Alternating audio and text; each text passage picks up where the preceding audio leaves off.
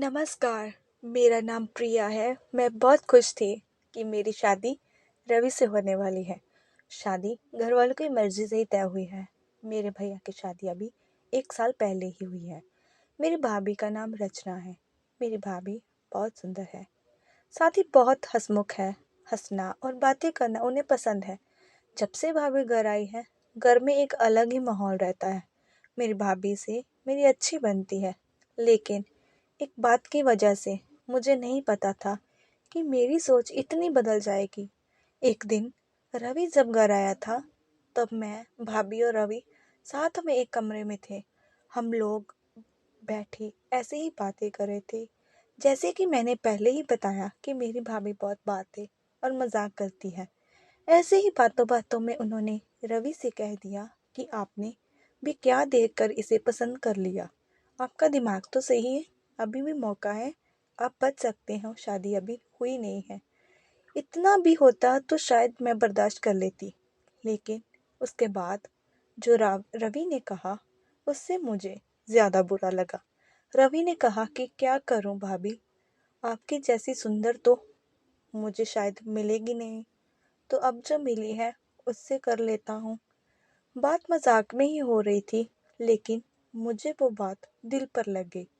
उस समय मैंने भी बात हंसी में टाल दी, लेकिन मुझे अब वो बात सोने नहीं दे रही थी। मैं पता नहीं क्या क्या सोचने लगी थी। मैं अपने आप को भाभी के साथ कंपेयर करने लगी थी। मुझे उनसे और उनकी सुंदरता होने से जलन होने लगी थी। एक छोटी सी बात मेरे अंदर ये बदलाव ला सकती है, मैंने सोचा नहीं था। मैं उस बात का जवाब देना चाहती थी। मैं कुछ भी सोचने लगी थी। मैं सोच रही थी कि कैसे उन्हें भी ये मैं रुलाऊं। शादी की तैयारियां के साथ मेरा दिमाग भी कहीं और ही चलने लगा। एक दिन भाभी शॉपिंग करने मम्मी के साथ बाहर गई थी। घर में भैया थे। मैंने सोचा था कि भैया को कुछ ऐसा कहूं जिससे इन दोनों के बीच में झगड़ा हो, थोड़ी कहा सुनी हो, भाभी थोड़ी परेशान हो। उस समय मैं बस इतना चाहती थी, लेकिन मुझे नहीं पता था कि मेरी उस बात से उन दोनों की जिंदगी में जहर घुल जाएगा। भैया भाभी को फोन लगाकर पूछ रहे हैं कि कब तक आओगे। भाभी ने कहा बस आ रही रहे हैं। भैया बोले कि पहले भी यही बोला था, अभी भी ये कब तक आओगी। मैंने उस बात को पकड़ लिया और भैया के फ़ोन रखने के बाद मैंने कहा कि खूबसूरत लड़कियों की बात का कोई भरोसा नहीं होता। भैया पता नहीं क्या क्या छुपाती हो है, क्यों झूठ बोलती है। आखिर वो भाई तो मेरे ही थे। उन्होंने भी मेरी इस बात को पकड़ लिया। पूछा क्यों, क्या बात कर रही है, तुझे कुछ पता चला क्या। मैंने जानबूझकर ऐसा दिखाया कि मैं कुछ जानती हूँ और उनसे छिपा रही हूँ। मैंने कहा नहीं, कुछ नहीं, मैं तो बस ऐसे ही बोल रही थी। भैया ने फिर पूछा तो मैंने और ज़्यादा उन्हें परेशान किया। मुझे पता था कि वो जितना परेशान होंगे उतना ही भाभी भी होगी। मैंने उन्हें ऐसे ही कहा कि भैया मैं क्या बताऊँ, आप खुद समझदार हैं। वो बोले क्या मतलब, क्या बोलना चाहती है, ठीक से बता, मैं अब क्या चाह कहती। लेकिन अच्छा हुआ कि उसी समय भाभी और मम्मी वहाँ आ गए और बात टल गई। लेकिन मुझे बहुत खुशी हो रही थी कि मैंने अपना काम कर दिया। भैया उनके आते ही अपने कमरे में चले गए। बस मुझे अब भाभी का वैसे चेहरा देखना था जो मैं देखना चाहती थी।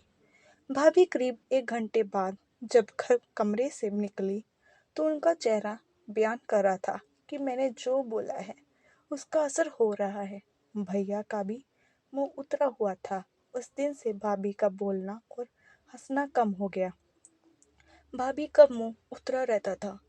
मैं पता नहीं कैसे इतनी कठोर हो गई थी कि उनके आंसू से मुझे खुशी मिल रही थी। भैया और भाभी में कुछ भी ठीक नहीं है, इस बात का पता अब हमारे घर में सबको चल गया था। भाभी अब मुझसे भी बात नहीं कर रही थी, लेकिन मुझे बुरा नहीं लग रहा था। एक दिन भैया भाभी से किसी बात पर बिगड़ गए और सबके सामने उन्हें घर से जाने को कहने लगे। मम्मी और पापा ने कहा कि क्या हुआ, क्या बात है, ऐसा क्या हुआ है?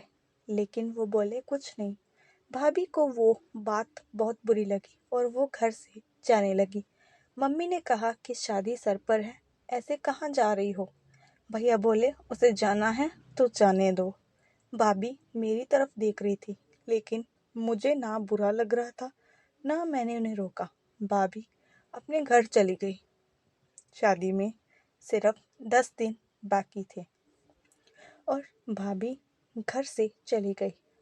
घर में मम्मी भैया और पापा को देखकर मुझे थोड़ा बुरा लगने लगा था, पर मैं अब कुछ नहीं कर सकती थी क्योंकि बात बहुत आगे निकल गई थी।